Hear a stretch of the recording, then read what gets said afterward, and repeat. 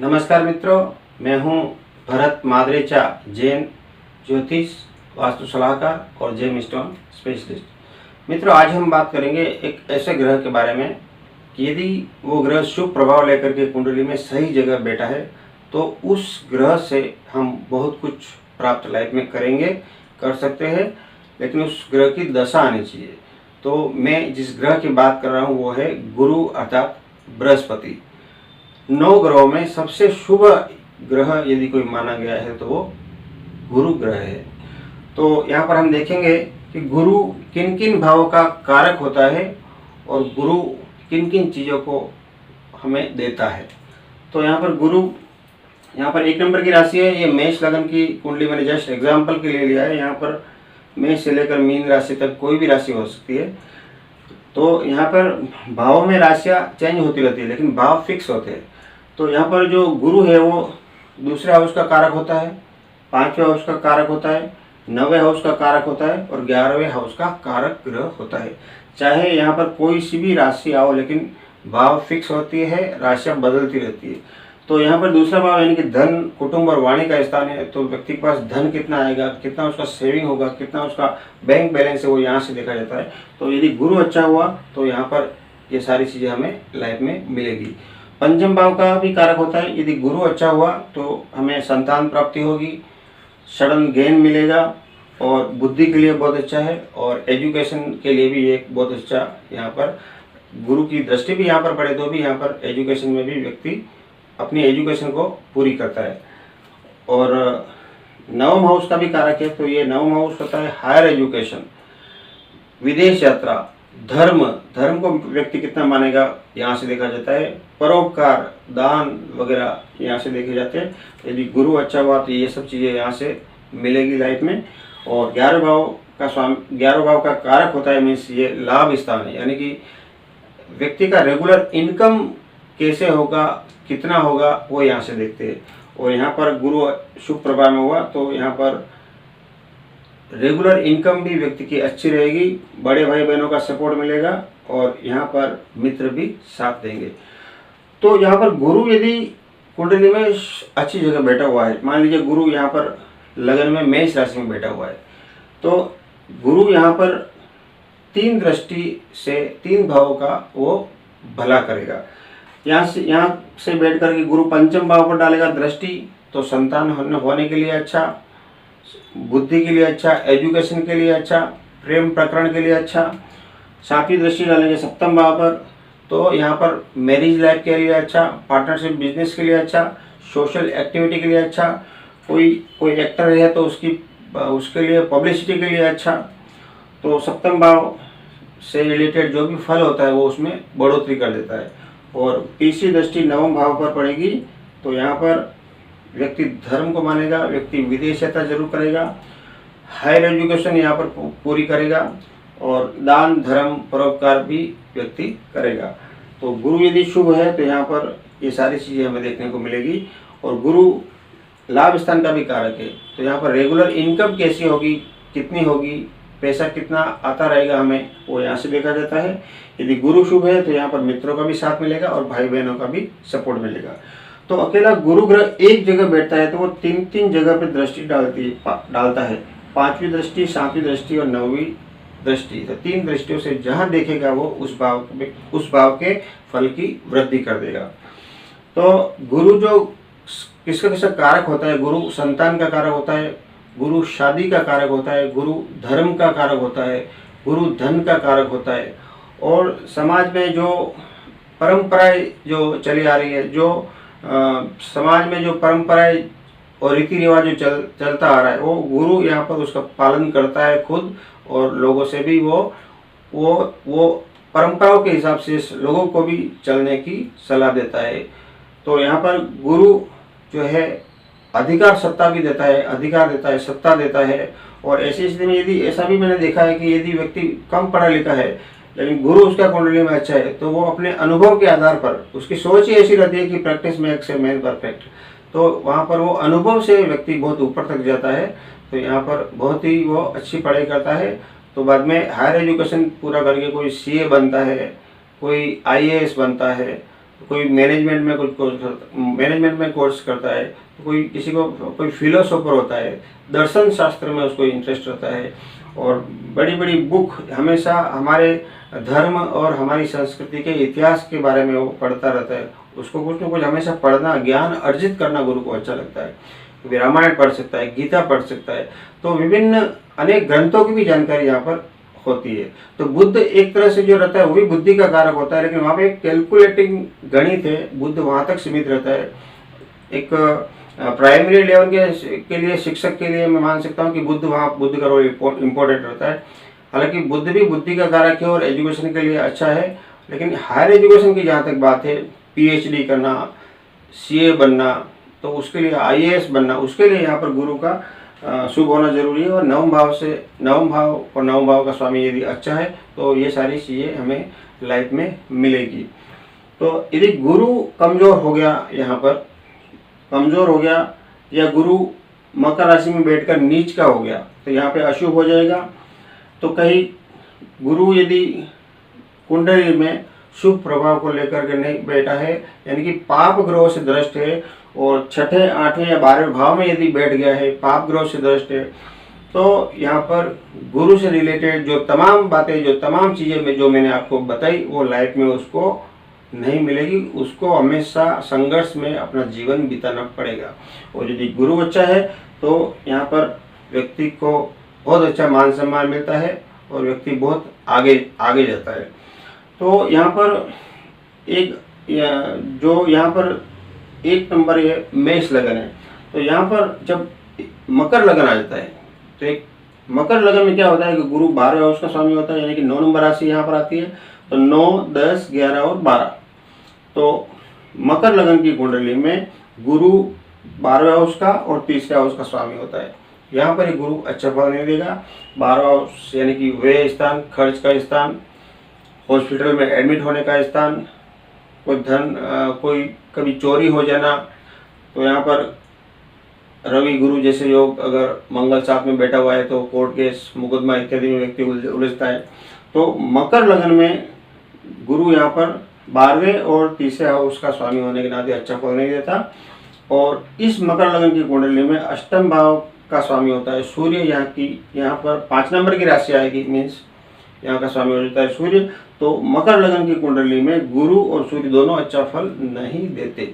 लेकिन एक योग ऐसा भी होता है कि इस लगन में यदि गुरु और रवि की प्लेसमेंट यदि सही हो जाए, तो इस कुंडली में भी एक महाराज योग बना करके गुरु और रवि व्यक्ति को बहुत ऊंचाइयां देते हैं। मान लीजिए मकर लगन ही पकड़ लो, तो यहाँ पर 9 नंबर के आगे धनु राशि। तो गुरु 12वें हाउस का स्वामी होकर के अपने से 12वां होकर के यदि 11th हाउस में बैठ जाए, तो यहाँ पर कौन सी राशि आएगी? वृश्चिक राशि आएगी। तो यहाँ पर 12वें हाउस का स्वामी का 11वें हाउस में बैठना, यानी कि अपने से 12वां स्थान यानी कि लाभ स्थान, 11वां स्थान। तो यहाँ पर मीनिंग ये हुआ कि व्यक्ति जितना इन्वेस्टमेंट करेगा उसको उससे बहुत फायदा होगा। तो यहाँ पर मित्रों का सपोर्ट मिलेगा, भाई बहनों का सपोर्ट मिलेगा, और इन्वेस्ट से हमेशा व्यक्ति को लाभ मिलेगा। और दूसरा, यहाँ पर जो अष्टम भाव का स्वामी जो सूर्य यदि बनता है यहाँ पर मकर लगन की कुंडली में, तो यहाँ पर 5 नंबर की राशि आ जाती है, उसका स्वामी होता है सूर्य। और सूर्य भी यहाँ पर अपने से 12वां होकर यदि सप्तम भाव में आ जाए, तो अष्टम भाव से रिलेटेड जो भी ऑब्स्टेकल्स लाइफ में होती है वो बहुत हद तक कम हो जाती है। और यहाँ पर गुरु जो दृष्टि कैसे डालेगा, यहाँ पर अगर यदि मकर लगन में यदि गुरु यहाँ पर बैठ करके वो भी 3 दृष्टियाँ डालेगा, तो 5वीं दृष्टि डालेगा 3rd हाउस पर, तो छोटे भाई बहनों से बनेगा, छोटी मोटी यात्राएं होगी, उससे लाभ होगा, कम्युनिकेशन अच्छा होगा, बड़े बड़े लोगों से, बड़े बड़े सरकारी पदों पर काम करने वाले व्यक्तियों से अच्छी पहचान होगी, अच्छा संपर्क रहेगा, मंत्री, एमएलए, एमपी से अच्छा संपर्क रहेगा। और 7वीं दृष्टि डालेगा 5वें भाव पर, तो संतान होने के लिए अच्छा, बुद्धि के लिए अच्छा, एजुकेशन के लिए अच्छा, प्रेम प्रकरण के लिए अच्छा। और 9वीं दृष्टि डालेगा 7वें भाव पर, तो 7वें भाव से रिलेटेड जो भी यहाँ पर फल होता है, marriage life, partnership, business, social activity. तो यहाँ पर सूर्य यदि अपने से 12 होकर के इधर बैठ जाए, तो यहाँ पर गुरु अपनी 9वीं दृष्टि डालता है 7वें भाव पर, तो यहाँ पर गुरु और रवि का नव पंचम योग बन जाता है। 1 2 3 4 और 5, तो यहाँ पर रवि आ गया और यहाँ पर गुरु आ गया, तो गुरु का नव पंचम योग बन जाता है। तो यहाँ पर गुरु नव पंचम योग जब रवि के साथ बनता है तो यहाँ पर बहुत अच्छा फल देगा। भले रवि अष्टमेश है लेकिन मकर लगन में, मकर लगन की बात कर रहा हूँ मैं, मकर लगन में यहाँ पर अष्टमेश रवि अपने घर से 12 होकर के सप्तम भाव में आ जाए तो ये प्रदर्शन का भाव है, पब्लिसिटी का भाव है। तो यहाँ पर यदि कोई एक्टर है तो वो एक्टिंग के लाइन में बहुत अच्छा आगे जा सकता है, और यदि कोई एक अच्छा कवि है, कोई अच्छा वक्ता है तो वो उसके लिए भी उस लाइन में बहुत अच्छा रहेगा। तो यहाँ पर गुरु की दृष्टि होने की वजह से एक व्यक्ति एक अच्छा वक्ता हो सकता है, एक कवि हो सकता है, कुछ गायन वादन का शौक उसको जरूर होता है। तो इस प्रकार से गुरु की जो प्लेसमेंट यदि सही हुई तो हम बहुत कुछ उससे पा सकता है। तो हायर एजुकेशन यदि व्यक्ति की पूरी होती है और साथ में रवि का भी गुरु से दृष्ट हो, या गुरु और रवि साथ में कई कुंडली में बैठ जाए लेकिन रवि के साथ में गुरु अस्तर नहीं होना चाहिए, तो वैसी स्थिति में व्यक्ति की हायर एजुकेशन पूरी होती है। सोशल एक्टिविटी में बहुत हिस्सा लेता है, सोशल एक्टिविटी में भी अच्छे अच्छे पदों पर व्यक्ति कार्य करता है। व्यक्ति सरकारी पदों में हो तो उसमें अच्छे बड़े पद पर काम करता है, प्रमोशन भी उसका जल्दी होता है। और साथ ही गुरु रवि का यहाँ पर अच्छा योग हो तो व्यक्ति पॉलिटिक्स में बहुत आगे जा सकता है। तो ऐसी स्थिति में नवपंचम या युति योग यदि कुंडली में होता है तो व्यक्ति एमएलए, एमपी और मंत्री तक बन सकता है। तो ये है गुरु रवि का कॉम्बिनेशन। तो यहाँ पर एक बात में ध्यान रखें, कई बार देखा जाता है कि शादी में होने के बाद में पति पत्नी में नहीं बनता है, किसी भी बात को लेकर के झगड़े होते हैं, छोटी छोटी बातों को लेकर झगड़े होते हैं। तो वहाँ पर ये देखा जाना चाहिए कि स्त्री की कुंडली में गुरु अच्छा होना चाहिए, क्योंकि गुरु पति का कारक है। तो गुरु यदि पाप प्रभाव में आ गया तो वैवाहिक लाइफ भी आपकी पाप प्रभाव में आ गई, वैवाहिक लाइफ में हमेशा कुछ न कुछ दिक्कत, परेशानियां, झगड़ा चलता रहेगा। तो गुरु यहाँ पर यदि अच्छा हुआ, मान लीजिए गुरु यहाँ पर बैठा हो तो 5वीं दृष्टि डालता है सप्तम भाव पर, तो वैवाहिक लाइफ के लिए अच्छा होगा। तो इसके लिए गुरु यदि नीच का हो जाता है तो वो अशुभ हो जाता है। नीच का होना मीन्स बलहीन नहीं होता है, लेकिन वो अशुभ हो जाता है। तो अशुभ, जैसे यहाँ पर मकर राशि में गुरु आ गया तो यहाँ पर मकर में नीच का हो जाता है। तो इसका मतलब ये हुआ कि जो गुरु उच्च का होता है, गुरु उच्च का कर्क राशि में होता है। तो कर्क राशि में गुरु उच्च का क्यों होता है? क्योंकि वो चंद्रमा की जो राशि है वो एकदम विनम्रता वाली राशि है, सहज है, सरल है। यहाँ पर भावनाओं को व्यक्त किया जा सकता है, भावनाओं को, संवेदनशीलता, इमोशंस, ये सारी बातें चंद्रमा में होती है। तो इसके लिए गुरु यहाँ पर बहुत कंफर्ट फील करता है, और इसके लिए 5 डिग्री पर यहाँ पर उच्च का होता है। तो उच्च का गुरु यहाँ पर व्यक्ति को धर्म और आध्यात्म से भी जोड़ता है और समाज सेवा के लिए भी व्यक्ति कार्य करता है। और यही गुरु अगर मकर में आ गया तो यहाँ पर ज़्यादातर गुरु जब नीच का हो जाता है, जैसे मान लीजिए कोई पंडित है तो वो पूजा पाठ तो करता है, लेकिन उसका मेन मकसद रहेगा कि पूजा पाठ करा के ज़्यादा से ज़्यादा मुझे पैसा मिले कुछ। मकर राशि में यहाँ पर गुरु नीच का हो जाता है। तो ये मकर जो राशि है वो पृथ्वी तत्व की राशि है। तो यहाँ पर व्यक्ति चाहे कुछ भी हेरा फेरी भी करना पड़े तो करने लग जाएगा, लेकिन उसको मेन पैसा हाथ में आना चाहिए। क्योंकि ओरिजिनल गुरु जो है वो धर्म और धर्म का कारक है, शुद्ध नीति का कारक है। गलत तरीके से पैसा कमाना गुरु कभी एक्सेप्ट नहीं करेगा। हमेशा नीति से पैसा कमाना और नीयत कभी खराब नहीं करेगा। तो यहाँ पर तो नीयत खराब हो सकती है, और वो व्यक्ति का जो मेन मकसद है कि मुझे कैसे भी करके पैसा मेरे हाथ में आना चाहिए। तो मित्रों, ये आपने समझा कि गुरु का लाइफ में कितना बड़ा रोल है। गुरु ग्रह यदि कुंडली में अच्छा है तो हमें बहुत कुछ प्राप्त होता है, और अकेला गुरु यदि पाप प्रभाव में आ गया, नीच का होकर के बैठ गया, स्त्री के स्थान में बैठ गया, तो गुरु से रिलेटेड सारी जो बातें, तमाम बातें, शादी, संतान, हायर एजुकेशन, सोशल एक्टिविटी, सब में उसमें वो सफल नहीं हो पाएगा, और हर जगह उसे अभाव में जिंदगी पूरा जीना पड़ेगा। पैसों का हमेशा अभाव रहेगा। कई बार तो गुरु और ज़्यादा पाप प्रभाव में हुआ और सब पंचमेश भी पाप प्रभाव में रहा, तो शादी होने के बाद 5-5, 7-7 साल निकल जाते हैं, फिर भी संतान नहीं होती है। काफ़ी सारे ट्रीटमेंट, मेडिकल ट्रीटमेंट भी लेते हैं, लेकिन संतान नहीं होती है। ऐसा भी योग मैंने देखा गया है। कई जनों का गुरु अगर पाप प्रभाव हो तो जल्दी शादी भी नहीं होती है। तो ऐसी स्थिति में हमें क्या उपाय करना है वो एक सबसे बड़ा इम्पोर्टेंट बात है, क्योंकि ग्रहों को हम चेंज नहीं कर सकते। गीता में भी कृष्ण भगवान ने कहा कर्मण्यवादी का रास्ते, यानी कि कर्मों का फल तो हर इंसान को भोगना ही है। लेकिन हम gemstone, proper genuine gemstone पहन करके हम गुरु ग्रह की जो रश्मियाँ होती है वो पुखराज स्टोन से होकर अपने शरीर में जाती है और गुरु स्ट्रांग होता है। ये एक बहुत अच्छा एक साइंटिफिक उपाय है। तो बहुत जने समझते हैं कि जेम स्टोन से कुछ नहीं होता, ऐसा नहीं है। जेम स्टोन से बहुत कुछ होता है।